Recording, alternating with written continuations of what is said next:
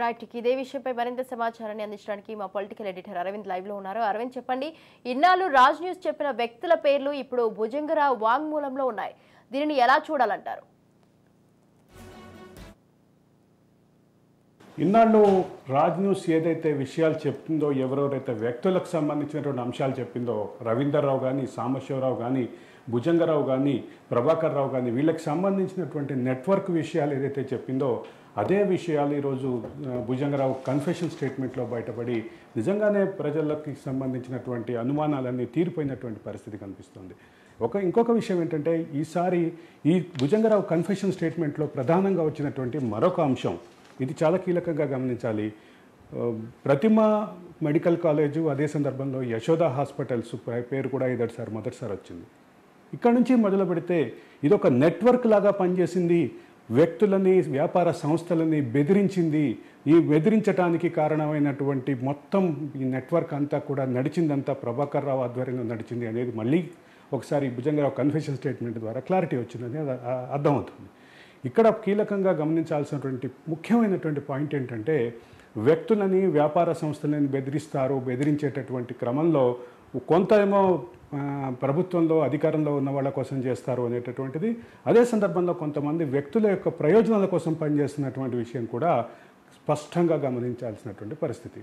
ఇక్కడ ఈరోజు భుజంగరావు కన్ఫెషన్ స్టేట్మెంట్లో వచ్చినటువంటి ప్రభాకర్ రావు, శ్రీధర్ రావు మధ్య ఉన్నటువంటి వివాదాన్ని పరిష్కరించడానికి 15 కోట్లు ఏదైతే వసూలు చేశారో, ఆ 15 కోట్లు 13 కోట్లు ఎలక్ట్రల్ బాండ్స్ రూపంలో, 2 కోట్లు సాంబశివరావు కోసం ఏదైతే వసూలు చేశారని చెప్తున్నారో ఇది అత్యంత కీలకమైనటువంటి అంశం. దీంతోపాటు ప్రభాకర్ రావు తన వియ్యంకుడైనటువంటి రవీందర్ రావు, అదే సందర్భంలో మురళీకృష్ణారెడ్డి, వీళ్ళిద్దరి బెనిఫిట్ కోసం చేసినటువంటి మరొక ట్రాన్సాక్షన్కి సంబంధించి, మరొక బెదిరింపు వ్యవహారానికి సంబంధించి కూడా చాలా స్పష్టం.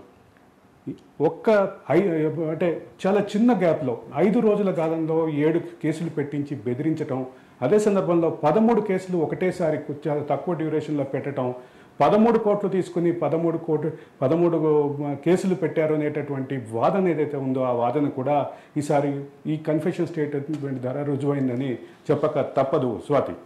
అలాగే అరవింద్, రాజకీయాలతో పాటు వ్యాపారస్తులకు సైతం బెదిరింపులు అయితే తప్పడం లేదని అంటున్నారు. మరి దీన్ని ఎలా చూస్తున్నారు? రాజకీయాలకి సంబంధించినటువంటి పొలిటికల్ లీడర్స్ యొక్క ఫోన్ ట్యాపింగ్లు, వాళ్ళకి సంబంధించినటువంటి కుటుంబ సభ్యుల ఫోన్ ట్యాపింగు, వాళ్ళ అనుయాయుల ఫోన్ ట్యాపింగ్లు ఒక ప్రధానమైనటువంటి అంకంగా మనం ఇన్నాళ్ళు భావించాం. అదే సందర్భంలో మొదటి నుంచి మనం చెప్పినట్లుగా ఏదైతే ప్రధానంగా ఆరోపణలు ఎదుర్కొంటున్నటువంటి వ్యక్తులకు సంబంధించినటువంటి ఈ నిందితులందరికీ సంబంధించినటువంటి నెట్వర్క్ని పరిశీలిస్తే వీళ్ళు వ్యక్తిగత అవసరాల కోసం, వ్యాపార అవసరాల కోసం, అదే సందర్భంలో బెదిరింపుల కోసం కూడా ఈ రకమైనటువంటి ఫోన్ ట్యాపింగ్ అని అస్త్రంగా మార్చుకున్నారని చెప్పక తప్పదు.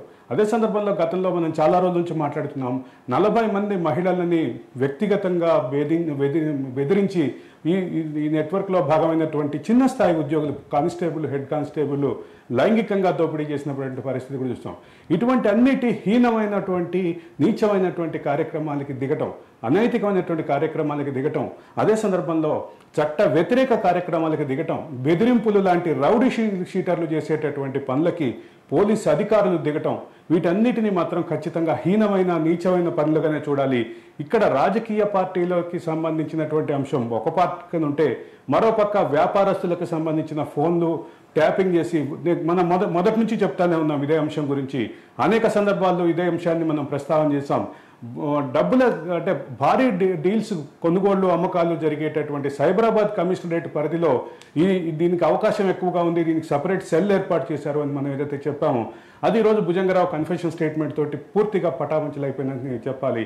మనం మాట్లాడుతున్నది ఏదైతే, ఇన్నాళ్ళు మాట్లాడుతుంది ఏదైతే ఉందో అది రూఢి అయింది, అది నిజమైంది, అదే మన వాదనే కరెక్ట్ అనేది ఖచ్చితంగా అర్థమైంది. ఇక్కడ వ్యక్తులు తమ ప్రయోజనాల కోసం, వ్యాపార ప్రయోజనాల కోసం ఇద్దరు వ్యక్తుల మధ్య జరిగేటటువంటి లావాదేవీలను కూడా ట్రాక్ చేసి ఆ లావాదేవీలను కూడా భంగపరిచినటువంటి దాఖలాలు కూడా గతంలో కొద్ది మాట్లాడుకున్నాం.